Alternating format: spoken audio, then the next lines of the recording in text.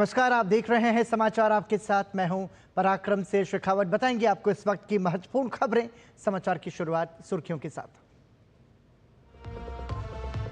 दिल्ली में अवैध रूप से रह रहे 10 बांग्लादेशी नागरिकों को पुलिस ने लिया हिरासत में। विदेशी क्षेत्रीय पंजीकरण कार्यालय की सहायता से निर्वासन की कार्रवाई शुरू।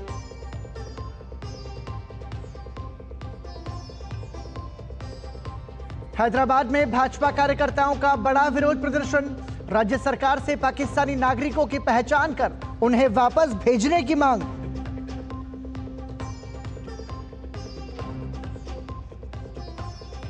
वायुसेना प्रमुख अमरप्रीत सिंह ने प्रधानमंत्री नरेंद्र मोदी से की मुलाकात। प्रधानमंत्री आवास पर हुई बैठक।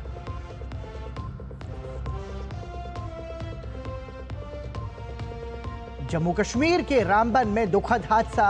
सेना का एक ट्रक गहरी खाई में गिरा। 3 सैनिकों की मौत। पुलिस, एसडीआरएफ, सेना और स्थानीय लोगों ने चलाया बचाव अभियान। प्रधानमंत्री मोदी आज खेलो इंडिया यूथ गेम्स का वर्चुअली करेंगे शुभारंभ। 15 मई तक युवा एथलीट अपनी प्रतिभा का करेंगे प्रदर्शन।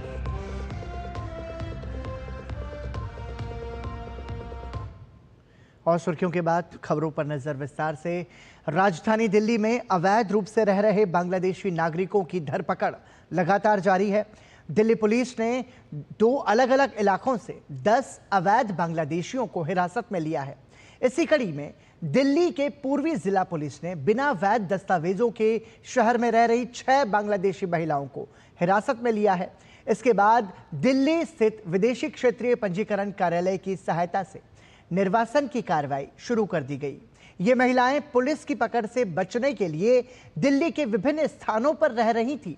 इसी कड़ी में दिल्ली पुलिस के उत्तर पश्चिम जिले के विदेशी प्रकोष्ठ ने कार्रवाई करते हुए 4 अवैध बांग्लादेशी प्रवासियों को गिरफ्तार किया। मामले की जांच करने पर पाया गया कि पकड़े गए बांग्लादेशी नागरिक ट्रांसजेंडर के रूप में ट्रैफिक सिग्नल पर भीख मांगने और अन्य गतिविधियों में लिप्त पाए गए। इनके पास से प्रतिबंधित IMO ऐप से इंस्टॉल किए गए 2 स्मार्टफोन बरामद किए गए, जिनका इस्तेमाल ये बांग्लादेश में अपने परिवारों के साथ संवाद करने के लिए किया करते थे। व्यक्तियों ने कबूल किया कि वो एजेंटों की सहायता से सीमाओं के माध्यम से अवैध रूप से भारत में प्रवेश कर गए थे और ट्रेनों के माध्यम से दिल्ली पहुंचे। पहलगाम में निर्दोष पर्यटकों पर आतंकी हमले को लेकर देश में गुस्सा शांत होने का नाम नहीं ले रहा है। भारतीय जनता पार्टी के नेताओं ने हैदराबाद में 4 मीनार पर विरोध प्रदर्शन किया और यहां पर रह रहे पाकिस्तानी नागरिकों को उनके देश वापस भेजने की मांग की। भाजपा नेता टी उमा महेंद्र ने तेलंगाना सरकार और असदुद्दीन ओवैसी से पाकिस्तानियों की पहचान कर उन्हें उनके देश वापस भेजने की मांग की। उन्होंने कहा कि देश के विभिन्न कोनों में आतंकी हमले होते हैं, लेकिन आतंकियों को हैदराबाद से गिरफ्तार किया जाता है। इसका मतलब है कि शहर उनके लिए एक सुरक्षित क्षेत्र है। उन्होंने मांग की कि तेलंगाना सरकार और असदुद्दीन ओवैसी घर घर जाकर पाकिस्तानियों की पहचान करें और उन्हें वापस पाकिस्तान भेजें। सरकार से अनुरोध करता हूं, मांग करता हूं, क्योंकि हम देख रहे हैं हैदराबाद में जितने भी आतंकवाद हमले होते हैं, देश में हर कोने कोने में आतंकवाद हमले होते, परंतु वो लोग आकर हैदराबाद से अरेस्ट करके ले जाते। तो यहाँ पे हैदराबाद एक सेफ जोन हो गया उनके लिए। मैं आज असदुद्दीन ओवैसी से, तेलंगाना सरकार से मांग करता हूँ कि वो लोग पूरे तेलंगाना में कार्ड आउंसर्स का निर्वहन करके घर घर जाकर उन्हें आइडेंटिफाई करें और पाकिस्तानियों को वापस भेजें। भारत नेपाल सीमा क्षेत्र में अवैध रूप से संचालित गैर मान्यता प्राप्त मदरसों पर प्रशासन की कार्रवाई लगातार जारी है। महाराजगंज जनपद के सीमा क्षेत्र से 15 किलोमीटर की परिधि में आने वाले अवैध मदरसों को चिन्हित किया। प्रशासन ने अभी तक 11 मदरसों पर नोटिस भेजकर उन्हें बंद करने की कार्रवाई शुरू कर दी है। अल्पसंख्यक विभाग के अधिकारियों का कहना है कि इन मदरसों में जांच के दौरान पाया गया कि यहां पर शिक्षा का स्तर अच्छा नहीं था। ऐसे में इन मदरसों को बंद करने के निर्देश दिए गए। भारत नेपाल बॉर्डर पे 15 किलोमीटर की सीमा के अंदर जो भी अवैध मदरसे, जो भी गैर मान्यता प्राप्त मदरसे चल रहे हैं, जहां शिक्षा का स्तर अच्छा नहीं है, उन सभी मदरसों का सत्यापन किया जा रहा है। इस क्रम में जनपद के नौतनवा तहसील के अंदर 8 मदरसे ऐसे पाए गए जो गैर मान्यता प्राप्त हैं और बॉर्डर के 15 किलोमीटर के एरिया में हैं। उन विद्यालयों का सत्यापन किया गया तो पाया गया कि उस विद्यालय में शिक्षण कार्य कराने लायक कोई भी आधारभूत संरचना वहाँ नहीं पाई गई।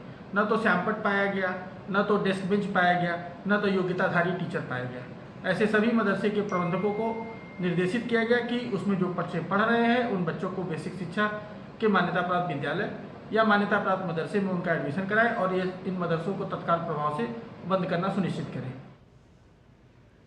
हुती विद्रोहियों ने इजराइल के तेल अवीव एयरपोर्ट पर हमला किया है। हुतियों की तरफ से बैलिस्टिक मिसाइल से यह हमला किया गया। हालांकि इस हमले में किसी के भी हताहत होने की कोई सूचना नहीं है।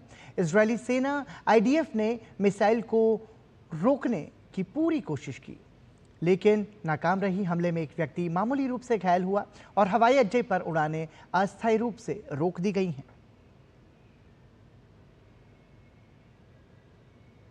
और इजराइल के तेल अवीव एयरपोर्ट के पास हुए मिसाइल हमले के बाद एयर इंडिया के विमान को अबू धाबी के लिए डाइवर्ट कर दिया गया। ये फ्लाइट राष्ट्रीय राजधानी दिल्ली से तेल अवीव जा रही थी। दरअसल फ्लाइट AI 139 बोइंग 787 फ्लाइट अपने गंतव्य की ओर बढ़ रही थी। तभी अचानक निर्धारित लैंडिंग से लगभग 1 घंटा पहले ये घटना घटी और वायुसेना प्रमुख अमरप्रीत सिंह ने आज प्रधानमंत्री नरेंद्र मोदी से मुलाकात की। ये मुलाकात प्रधानमंत्री नरेंद्र मोदी के आवास 7 लोक कल्याण मार्ग पर हुई। भाजपा के राष्ट्रीय महासचिव तरुण चुग ने भारत द्वारा पाकिस्तान से सभी आयात पर प्रतिबंध लगाए जाने का स्वागत किया है। उन्होंने कहा है कि पाकिस्तान से सभी तरह के आयात पर प्रतिबंध सरकार का कूटनीतिक हमला है, जो कि स्वागत योग्य है। जो आतंक फैलाएगा वो भारत के बाजार में जगह नहीं पाएगा। यह निर्णय केवल व्यापारिक ही नहीं बल्कि कूटनीतिक भी है। हमारा देश केवल जवाब नहीं देता बल्कि कार्रवाई भी करता है और यह स्वागत योग्य कदम है। कांग्रेस पर देश के हितों को सालों से अनदेखा करने का आरोप लगाते हुए उन्होंने कहा कि कांग्रेस की सरकारों ने दशकों तक पाकिस्तान के आगे नरम रुख अपनाया है, लेकिन ये प्रधानमंत्री नरेंद्र मोदी का शासन है। आतंक के मददगारों से ना तो व्यापार होगा और ना ही व्यवहार। पाकिस्तान से सभी तरह के आयात पर प्रतिबंध मोदी सरकार का कूटनीतिक हमला है और स्वागत योग्य है। जो आतंक फैलाएगा वो भारत के बाजार में जगह नहीं पाएगा। ये निर्णय केवल व्यापारी के नहीं बल्कि राष्ट्रीय सुरक्षा और सम्मान के साथ साथ एक कूटनीतिक हमला है। भारत अब जवाब नहीं कार्रवाई भी करता है। बयानों तक नहीं, जमीन पर कार्रवाई हो रही है। ये स्वागत योग्य कदम है। कांग्रेस की सरकारों ने दशकों तक पाकिस्तान के आगे नरम रुख अपनाया। बड़ी से बड़ी घटना पर क्रिकेट मैच बंद किया, पर यह नरेंद्र मोदी का शासन है। आतंक के मददगारों से ना तो व्यापार होगा ना व्यवहार। भाजपा सांसद जगदंबिका पाल ने पाकिस्तान के आतंकवाद को बढ़ावा देने की निंदा की है। उन्होंने कहा है कि पहलगाम में हमला हुआ और निर्दोष पर्यटकों को उनके परिवार के ही सामने मार दिया गया और ये पाकिस्तान द्वारा प्रायोजित था। उन्हें पीड़ित परिवारों और देश के आंसुओं की कीमत चुकानी पड़ेगी। प्रधानमंत्री नरेंद्र मोदी ने खुद कहा है कि आतंकवादियों और उनके आकाओं को ऐसी सजा दी जाएगी जिसकी वो कल्पना भी नहीं कर पाएंगे। जिस तरह की पहलगाम की घटना हुई है और हमारे निर्दोष पर्यटकों की हत्या उनके बच्चों और उनकी पत्नियों के सामने हुआ है, इस आतंकवाद की घटनाओं में स्पष्ट हो गया है कि ISI और सीमा पार के उस पाकिस्तान की आर्मी आसिफ मुनीर के जो उनके सेना अध्यक्ष हैं उनके उकसावे पे और उन लोगों के स्पॉन्सर्ड किलिंग्स हुई हैं और इस पे निश्चित तौर से उन पीड़ित परिवार के और पूरा देश जो आक्रोशित है उनके आंसुओं का हिसाब उनको चुकाना पड़ेगा। पहलगाम आतंकवादी हमले के 13वें दिन आज लाल चौक पर देश के अलग अलग हिस्सों से आए लोगों ने इस आतंकवादी हमले में मारे गए लोगों की आत्मा की शांति के लिए हवन और पूजन किया। सनातन परंपरा में त्रयोदशी संस्कार के तहत हवन और पूजन का विशेष महत्व है। ऐसा ही एक समूह गुजरात के सूरत से आया था, जिन्होंने हवन पूजन कर मृत आत्माओं की शांति के लिए प्रार्थना की। उनसे बातचीत की है हमारे संवाददाता अश्विनी मिश्र ने। आतंकवादी हमले के 13 दिन बीत चुके हैं। लाल चौक पर लोगों ने इस आतंकवादी हमले के विरोध में प्रदर्शन किया, तो आज 13वें दिन लाल चौक पर मृत लोगों की आत्मा की शांति के लिए हवन किया गया, पूजन किया गया। सूरत से आए हुए शिव ओम मिश्रा हैं। आपने यहाँ पर क्या कुछ अनुष्ठान किए, क्या कुछ पूजा अर्चना की, क्या कार्यक्रम किए?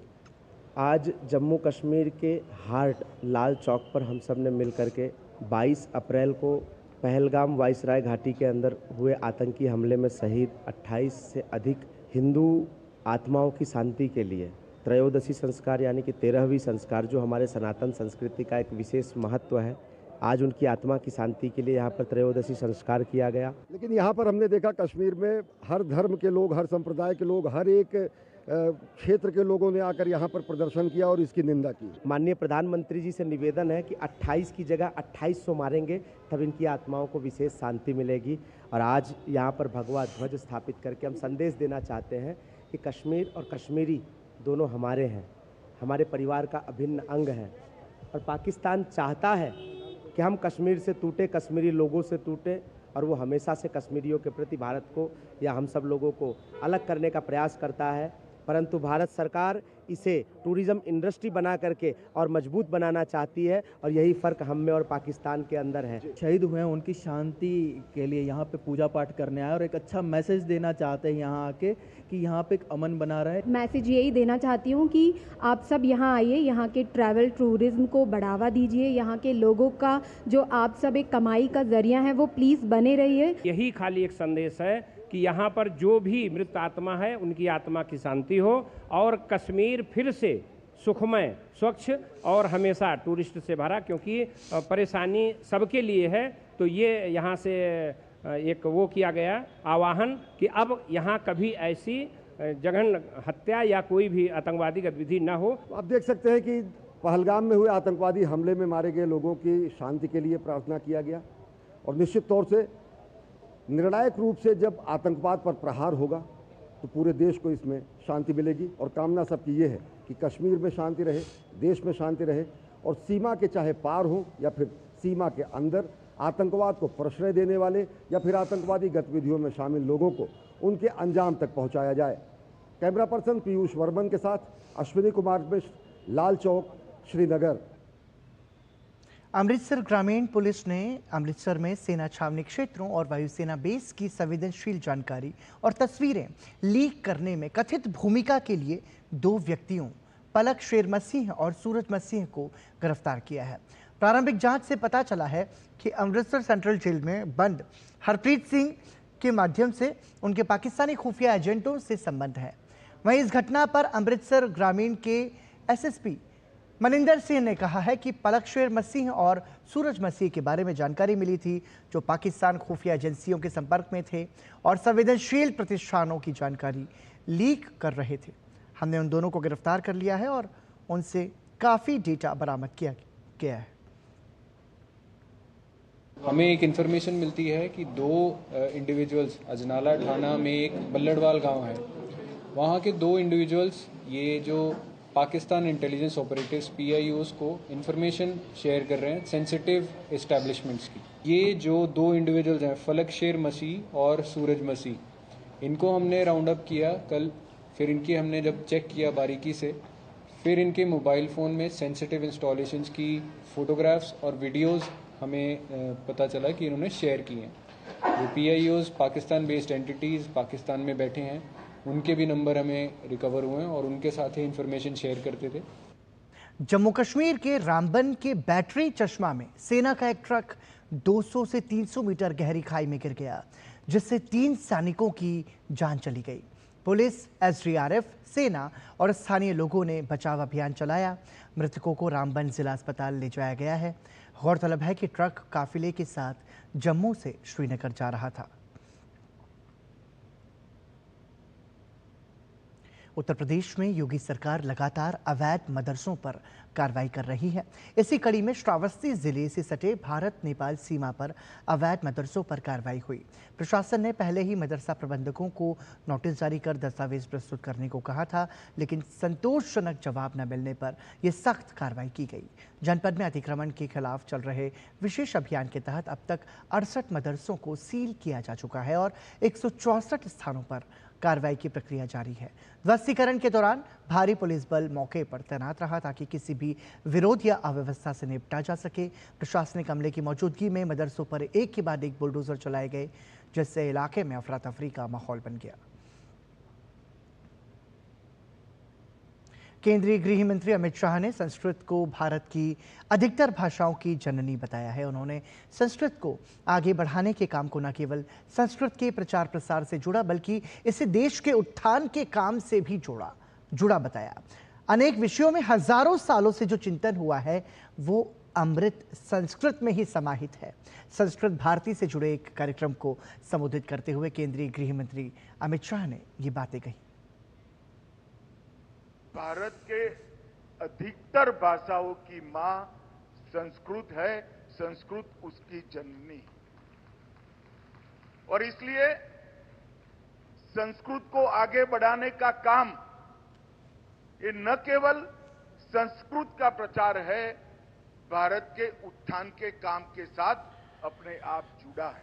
अनेक विषयों में हजारों साल से जो मंथन हुआ, चिंतन हुआ, जो उसका अमृत निकला, वो अमृत संस्कृत में ही संग्रहित कर यहां पर रखा गया है। देश भर के करोड़ों मतदाताओं के लिए चुनाव आयोग चुनाव अधिकारियों और राजनीतिक दलों के लिए एक बड़ा डिजिटल बदलाव करने जा रहा है। आयोग जल्द ही ECINET नाम से एक सिंगल प्लेटफॉर्म ऐप लॉन्च करेगा, जो चुनाव संबंधी सभी सेवाओं को एक जगह पर उपलब्ध कराएगा। ये ऐप चुनाव आयोग की मौजूदा 40 से अधिक मोबाइल और वेब एप्लीकेशंस को एकीकृत कर देगा। इसमें cVIGIL app, voter helpline app, voter turnout app जैसी एप्लीकेशंस शामिल हैं। इस कदम का उद्देश्य नागरिकों, चुनाव अधिकारियों, राजनीतिक दलों और नागरिक समाज के लिए एक सुगम, एकीकृत और उपयोगकर्ता अनुकूल अनुभव प्रदान करना है। चुनाव आयोग का कहना है कि प्लेटफॉर्म मुख्य निर्वाचन आयुक्त ज्ञानेश कुमार की परिकल्पना है। यह प्लेटफॉर्म 100 करोड़ से अधिक मतदाताओं और 10.5 लाख से अधिक BLO, 15 lakh BLA, 15 lakh polling officials, 15,597 AERO, 4,123 ERO और 767 DEO को लाभ पहुंचाएगा। बिहार में इस साल होने वाले विधानसभा चुनाव के लिए सीट बंटवारे को लेकर महागठबंधन का दौर जारी है। रविवार को पटना में राजद नेता तेजस्वी यादव की अध्यक्षता में तीसरी बार घटक दलों की बैठक आयोजित की गई। इस बैठक में कांग्रेस समेत 6 दलों के नेता शामिल हुए। बैठक में सीट बंटवारे और मुख्यमंत्री पद के उम्मीदवार को लेकर चर्चा की गई। बताया जा रहा है कि पहले 70 सीटों की मांग करने वाली कांग्रेस ने अब 50 सीटों पर चुनाव लड़ने को लेकर अपनी सहमति दे दी है। सूत्रों से मिली जानकारी के अनुसार वाम दल के नेता दीपांकर भट्टाचार्य ने बड़ी घोषणा की है। उन्होंने कहा है कि 20 मई को मजदूरों के सवाल को लेकर गठबंधन भारत बंद करेगा। इस दौरान महागठबंधन अपनी ताकत दिखाएगा।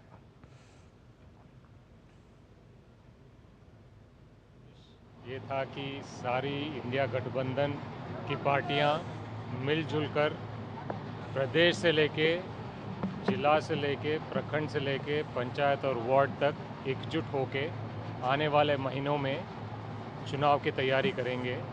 ये बात हुई थी और ये शुरुआत है और ये आगे और हम प्रखंडों तक लेके जाएंगे।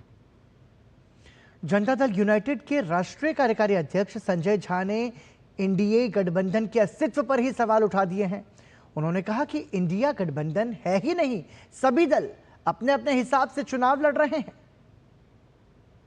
कहाँ इंडिया अलायंस है?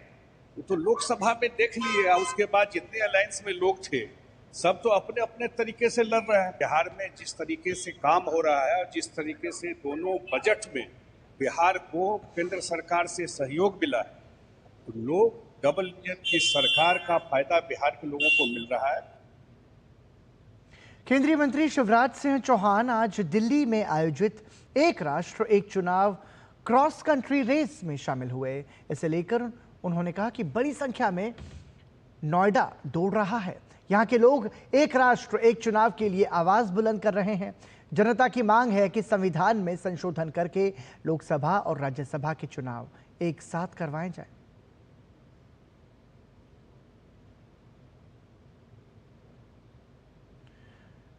तो कोशिश ऐसी कि एक राष्ट्र एक चुनाव को लागू किया जा सके हमारे देश में। इसी कड़ी में केंद्रीय मंत्री Shivraj Singh Chouhan cross country race में शामिल हुए। यहाँ के बच्चे, यहाँ के जवान,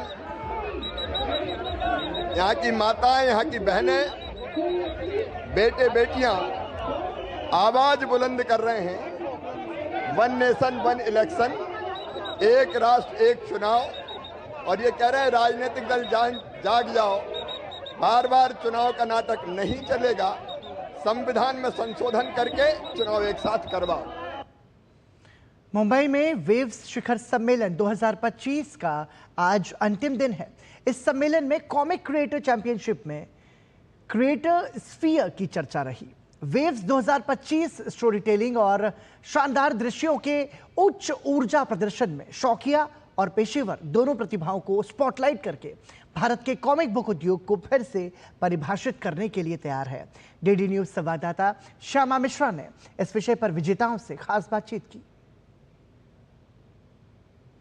वेव समिट में हम क्रिएटर स्फीयर में हैं, जहां पर कॉमिक्स को एक डेडिकेटेड कोना दिया गया है। आपको दिखाएं हम यहां पर, तो हर चीज़ जो कॉमिक्स से रिलेटेड है यहां पर प्रदर्शित की गई है। एक तरीके से रिवाइवल करने की कोशिश है कॉमिक्स को, क्योंकि एक ये लॉस्ट आर्ट होते जा रहा था। हम यहाँ पर जो क्रिएट इन इंडिया चैलेंजेस में से एक चैलेंज है कॉमिक्स क्रिएटर चैंपियनशिप, उनके विनर से बात करेंगे। क्या नाम है आपका और क्या आपने क्रिएट किया है? इस वेव समिट को कैसे देखते हैं आप? वेव्स एक बहुत बड़ा प्लेटफॉर्म है जिस पर आके हमें बहुत अच्छा लग रहा है और हमें अपने टैलेंट को दिखाने का जो मौका मिला है उसके लिए हम काफ़ी आभारी हैं। और यहाँ से हम लोग जो इंडिया के जो युवा है जो अभी वेस्टर्न कल्चर में ज़्यादा फोकस कर रहे हैं, तो उनको हम लोग वापस अपने इंडियन कल्चर, इंडियन ट्रेडिशन, इसमें ज़्यादा फोकस करवा रहे हैं। एंड वहाँ से हम लोग, जैसे आप देख सकते हैं, हमारा स्टोरी है कालकीन पिल ऑफ द नॉर्थ। तो मैं हूँ सुवजित पाल, मैं वेस्ट बंगाल से हूँ, और ये विवेक प्रधान इज फ्रॉम छत्तीसगढ़। तो हम दोनों ने इसमें काम किया। तो आप देख सकते हैं this is based on like Siddhi community. This is like a minor community in India जो बाहर से आए थे और यहाँ पे लाइक धीरे धीरे थ्राइव करने लगे। तो ये स्टोरी जो है ये कश्मीर में बन रहा है। कई सारे यंगस्टर्स और बड़े लोग भी आ रहे हैं। हमारा कॉमिक देखने के बाद उनको भी आइडिया आ रहा है और वापस से जो पहले बचपन में कॉमिक देख चुके हैं, पढ़ चुके हैं पेपर न्यूज़पेपर्स में, उनको दोबारा स्टोरीज लिखने का, पढ़ने का मन कर रहा है। तो हम लोग को भी एक अपॉर्चुनिटी मिल रहा है वेव्स के इस यहाँ प्लेटफॉर्म में कि हम लोग अपना स्टोरीज उनको बता पाएँ और वो उनका हम लोग बता रहे हैं। तो ये सारा आपके 10 विनर्स का कंपाइलेशन है। सुपर 10 बनाया गया है जिसमें 5 प्रोफेशनल्स एंड 5 एमेचर्स के जो काम है उनको एकत्रित करके एक कैटेगरी, एक बुक में लाया गया है। और उम्मीद यही है कि यहाँ से कॉमिक्स के लिए, रीडिंग के लिए एक नई शुरुआत होगी। कैमरा पर्सन गौरव कागड़ा के साथ श्यामा मिश्रा, डीडी न्यूज़, मुंबई।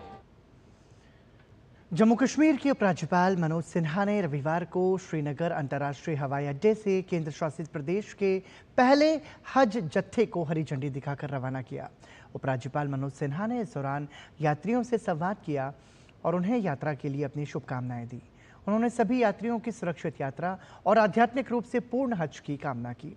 केंद्र शासित प्रदेश जम्मू कश्मीर से इस साल कुल 3,622 हज यात्री हज यात्रा पर रवाना होंगे। इनमें से लगभग 3,132 यात्री श्रीनगर अंतर्राष्ट्रीय हवाई अड्डे से 4 से 15 मई 2025 के बीच संचालित 11 विशेष उड़ानों के माध्यम से सऊदी अरब के लिए रवाना होंगे, जबकि लद्दाख से 242 यात्री हज यात्रा करेंगे। सभी हज यात्रियों का सऊदी अरब के जेद्दा में कॉन्सुलेट जनरल ऑफ इंडिया द्वारा स्वागत किया जाएगा। उपराज्यपाल ने हज यात्रा के सफल संचालन में योगदान देने वाले सभी विभागों, एजेंसियों और अधिकारियों के सहयोग की सराहना की। इस अवसर पर जम्मू कश्मीर के मुख्यमंत्री उमर अब्दुल्ला, अतिरिक्त मुख्य सचिव धीरज गुप्ता सहित सिविल और पुलिस प्रशासन के वरिष्ठ अधिकारी उपस्थित रहे।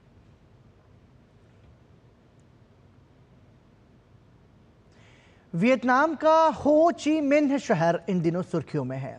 सुर्खियों में इसलिए क्योंकि भारत से भगवान गौतम बुद्ध के पवित्र अवशेष यहां लाए गए हैं, जिन्हें थान ताम पैगोडा में प्रदर्शित किया गया है। शनिवार को पहले दिन करीब 2 लाख से ज्यादा श्रद्धालुओं ने अवशेषों के दर्शन किए, तो वहीं आज दूसरे दिन भी काफी संख्या में लोगों का तांता लगा हुआ है।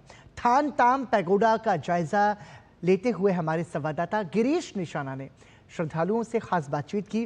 कितने दिखे यहाँ के लोग उत्साहित, आइए देखते हैं। वियतनाम के तान थाम पगोड़ा के अंदर भगवान बुद्ध के अवशेषों को रखा गया है। पहले दिन जहां 2 लाख से ज़्यादा श्रद्धालुओं ने भगवान बुद्ध के अवशेषों के दर्शन किए, तो वहीं दूसरे दिन सुबह 4:30 बजे से लगातार लंबी लंबी कतारें लगी हुई हैं भगवान बुद्ध के अवशेषों को देखने के लिए, जो भारत से लाए गए हैं। कुछ श्रद्धालु यहाँ पे आप देख सकते हैं, हमारे साथ में बात करते हैं। We wish that the Buddha support and bless us for our country and our people. Behind us, there's 1,000 people. They came here to pay homage for the relic of Buddha. This is a very scarce area, and also in Tan Tam Pagoda in Vietnam.